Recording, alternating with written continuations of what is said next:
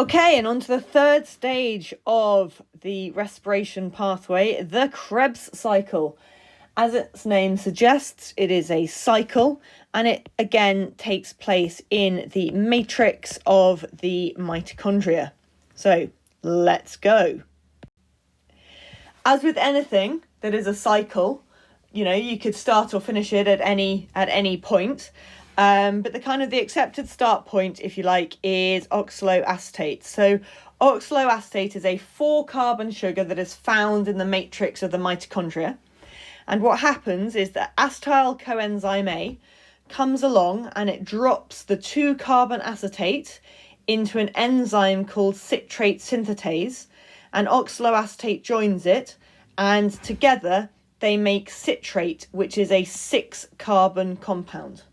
Okay, now this may seem peculiar because obviously we're really trying to decarboxylate rather than carboxylate, but we have indeed added carbons here, but it will all make sense. So we have our 4-carbon oxaloacetate joined with acetate from acetyl coenzyme A in citrate synthetase to form citrate. Now, in terms of words that you need to know and that you need to remember, you need to remember oxaloacetate, you need to remember acetate, you need to remember citrate synthetase, and you need to remember citrate. Okay? Everything else you can do by numbers, but those ones you need to know the names. Once we form citrate, then the exciting things start to happen. So citrate then decarboxylates to form carbon dioxide, and it oxidizes to reduce an NAD, and it forms a 5-carbon compound. This does have a name. It's called alpha-ketoglutarate, but you do not need to remember that. And then it happens again. That 5-carbon compound decarboxylates, oxidizes to reduce another NAD to form a 4-carbon intermediary. Now, you might say, well, we're done now, because those of you who are on the ball will have realised that we've now actually released all of our carbon dioxides. We've made our 6 carbon dioxides, but we haven't reformed oxaloacetate. And to do that, you really need to be able to complete the cycle. Otherwise, it's not a cycle, is it? And just like with the NADs and the shopping trolleys, you need to reform the oxaloacetate. Otherwise, the whole thing stops.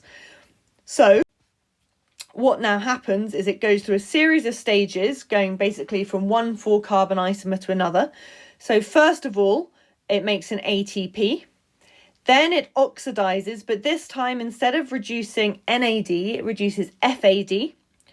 And then it reduces NAD, and we return to oxaloacetate, and the whole thing can start over again. That's the Krebs cycle in completion. And obviously for every glucose molecule, the Krebs cycle will turn twice. So for each turn of the Krebs cycle, you get 1, 2 carbon dioxides, 1, 2, 3 reduced NADs, 1 reduced FAD, and 1 ATP. So for every glucose molecule, you would have 4 carbon dioxides, 6 reduced NAD, 2 reduced FAD, and 2 ATP. In fact, this would be a good moment for us to do a whole level stock take of the entire process. So if we go through each of the stages that we've looked at and look at the main products. So glycolysis, it doesn't produce any carbon dioxide.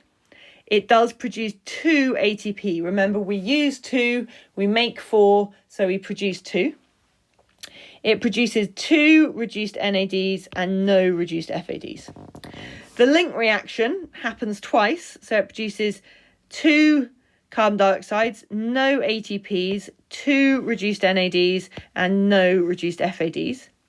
The Krebs cycle, as we've just seen, does 4 carbon dioxides, 2 ATP, 6 NAD, and 2 FAD. So if we add those up, we get 6 carbon dioxide, which is our total, because C6H12O6 plus 6O2 goes to 6 CO2 plus 6 H2O, 4 ATP, 10 reduced NAD, and 2 reduced FAD.